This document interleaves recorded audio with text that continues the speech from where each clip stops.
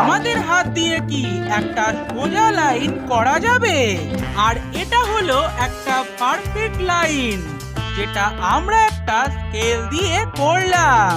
তবে আমরা কি এটা হাত দিয়ে করতে পারবো? কারণ হঠাৎ করে যদি এটা হারিয়ে যায় তাহলে তো এটা করাই যাবে না। তাই আজ আমরা এটা হাত দিয়ে করব, যাতে এটার দরকার আমাদের আর কোনোদিনও না হয়।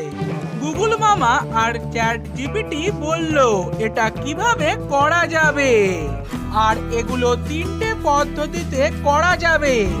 প্রথমে এই মার্কারটাকে হালকা হাতে ধরতে হবে, আর আঙুলের বদলে গোটা হাত দিয়ে লাইন টানতে হবে। তবে এটা খুব তাড়াতাড়ি করতে হবে।